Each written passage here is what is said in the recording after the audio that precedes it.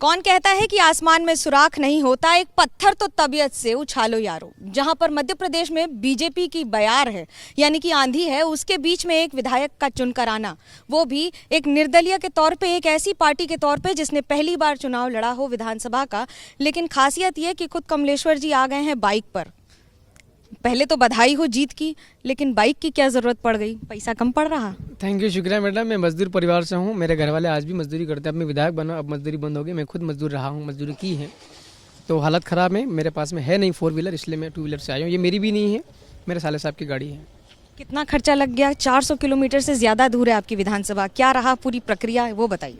चुनाव का मैडम लगभग 12 लाख के आसपास टोटल खर्चा आया सारा मिला करके। और कुछ पैसा हमने कलेक्शन इकट्ठा किया है, क्या बोलते हैं, भीख मांगता जिसको चंदा कहते हैं आपकी भाषा में, वो भी किया हमने। समय ज़्यादा लग रहा था, हमने नोत्रा परंपरा का उपयोग किया। नोत्रा परंपरा का मतलब होता है बिना ब्याज का पैसा उधार लिया जाता है, मतलब कर्जा। वो हुआ था 2,38,000 के आसपास। कुछ हमारे बड़े बड़े जो हैं लोग, हमारे कुछ जिला पंचायत के सदस्य भी हैं, कुछ जनप्रतिनिधि हमारे पहले से बने हुए मेरी टीम के, उनने भी कुछ पैसा दिया था। लगभग 7 लाख रुपये हमने चुका दिए हैं, 5 लाख रुपये बाकी है। ये भारत आदिवासी पार्टी क्यों चुनाव में इसकी जीत हुई, इसका क्या कारण है? क्योंकि ये कोड लग रहा था कि पूरी तरह से बीजेपी की आंधी और उसके बीच में आपका रतलाम से जीत के आना, कितनी बड़ी बात? भारत आदिवासी पार्टी ये आदिवासियों की भलाई करना चाहती है, और लोगों को पता चल गया कि भारत आदिवासी पार्टी आदिवासियों को ज़्यादा भला कर सकती है। और मेरे बारे में लोग जानते थे, मैं इस पार्टी से न लड़ता, निर्दलीय लड़ता, तो भी चुनाव जीत जाता मैं। वकालत पढ़ी आपने, वकीलों जैसी बात भी कर लेते हैं, लेकिन नेतागिरी में क्या कारण रहा इंटरेस्ट का? मैडम, मेरा परिवार बहुत गरीब है, कमज़ोर है।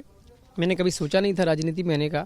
एक बार ज़रूर मैंने मेरे पिताजी को कहा था कि मुझे भी सरपंच बनने की इच्छा है। पिताजी ने साफ साफ मना कर दिया, नाराज़गी हो गई। कई सालों तक घर नहीं गया मैं। सन 2008 के आखिरी में मुझे एक चीज़ देखने को मिली थी समाचार पत्र में। अमेरिका में चुनाव हो रहे थे राष्ट्रपति के, और बराक ओबामा उसमें कौन सी पार्टी, डेमोक्रेटिक पार्टी ऐसी कुछ थी, उससे वो लड़े थे। जनवरी 2009 में वो राष्ट्रपति की शपथ ले ली, और देखा मैंने आदमी काला काला दिख रहा है। देखा कि वो केनिया के, उसके पूरा परिवार सब कुछ केनिया के रहने वाले थे, और अमेरिका में शिफ्ट हुई शायद उनकी माता जी, उनके पिता, जो भी परिवार उनका। और एक सफ़ेद देशों के लोग, सफ़ेद का लोगों के देश में काले कलर का आदमी राष्ट्रपति बन जाता। मुझे लगा मैं भी आदिवासी हूँ, बहुत गरीब हूँ, मैं भी छोटे मोटे पद पर राष्ट्रपति, क्या बताइए, विधायक या फिर छोटी मोटी कुर्सी पर मैं भी जा सकता हूँ। वहाँ जाकर के लोगों की भलाई कैसे होती वो भी कर सकता हूँ। तब से मेरे दिमाग में तय था। लेकिन ये तो बात करीब 15 साल होने को आ रहे हैं। इस समय खुद प्रधानमंत्री नरेंद्र मोदी कहते हैं कि गरीब, दलित और वंचित, शोषित सबके साथ हमारी सरकार है। उस बयार में कैसे जगह बनाएंगे? नहीं तो हमने बना ली ना। मेरी विधानसभा के अंदर ना मोदी जी का जादू चला, ना बीजेपी का जादू चला, ना लाडली बहने का जादू चला, ना शिवराज जी का जादू चला, ना मेरे सामने जो कैंडिडेट थी उनका भी जादू ना चला। मेरी विधानसभा में तो कर लिया है। अगर आप लोग ये पूछो तो फिर मैं 5 साल बाद में बताऊंगा कि हम लोग क्या कर सकते हैं। 2028 में आई रही विधानसभा के चुनाव। जब आप चुनाव लड़ रहे थे तो कोई ऐसी बात जिसने आपकी आंखों में आंसू ला दिए हों कि ये भी होता है? नहीं, हमारे साथ में, हाँ, हमारे साथ में हमले वगैरह हुए हैं। रात को मेरे साथ भी मारपीट हुई थी, कांग्रेस के लोगों ने भी की थी बदमाशी। हमारी गाड़ियाँ भी थोड़ी बहुत वो चीज़ें, पंचर भी गाड़ियाँ कर दी थी। ऐसी चीज़ें हुई थी हमारे साथ में। एक और बड़ी बड़ी गाड़ियां, बड़े बड़े रोड शो, और दूसरी ओर एक छोटी सी बाइक पे छोटे छोटे कस्बों में जाना, क्या अंतर और क्या है जीत का कारण? ये बाइक में पिछले 10 सालों से इस बाइक पे ही रहा हूँ। मतलब दूसरी बाइक नहीं, ये तो नई बाइक मेरे साले साहब खरीद के लाए हैं। मोटरसाइकिल पर काम किया। बाइक में पेट्रोल नहीं होता था, हम लोग बस के अंदर में बैठ जाते थे, किराए की बस में पैसा दे करके जाते थे। लगातार हम लोग लगे रहे हैं।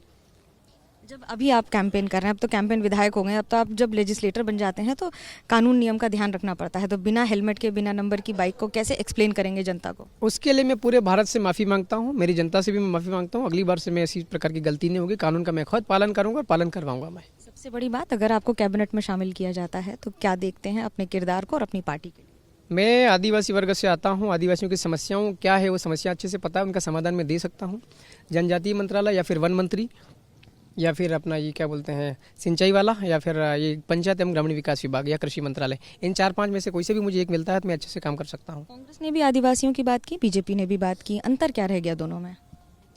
मैं बात तो सब करते हैं। दूसरी कोई सी पार्टियाँ होगी अलग अलग राज्य में, वो भी करती होगी, स्टेट लेवल की पार्टीज, राइट ना।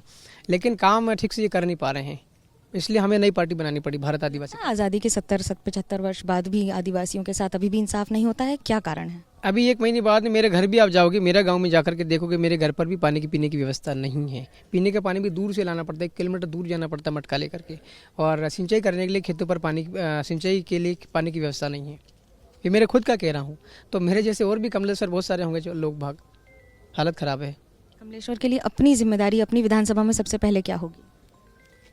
एक तो जो बुनियादी समस्या अभी जो समस्या लग रही है उसके ऊपर काम करूँगा मैं। हर गांव में हर व्यक्ति तक पीने के पानी की व्यवस्था हो सके, हर खेत तक पानी सिंचाई के लिए जा सके, इलेक्ट्रिसिटी बार बार काटी जाती है, इसके ऊपर मैं काम करूँगा। इसके अलावा मेरा जो संगठन है जय संगठन समर्थित भारत आदिवासी पार्टी, इसमें नौजवान है, बीए पास है, कोई एमए पास है, MCom BCom MSc BSc BEd वगैरह कर रखी लोगों ने, तो इनकी सरकारी नौकरी निकलवाने के लिए मैं सरकार से बात करूँगा। जो भी मुख्यमंत्री जी बनेंगे उनसे बात करूँगा, सरकारी जॉब से निकलवाऊँगा। और इसके अलावा शिक्षा जो हमारे गाँव जो होते हैं आदिवासी इलाकों में, वहाँ पर पढ़ाई की बहुत बुरी स्थिति है। स्कूल ठीक से संचालित नहीं हो पा रहे हैं, शिक्षक नहीं हैं, सही से पढ़ा नहीं पा रहे हैं। मैं वहाँ स्कूल की चीज़ें ठीक करूँगा। मैं अस्पताल की व्यवस्था को मैं दुरुस्त करूँगा। इसके अलावा रोजगार का मैंने आपको बता ही दिया है।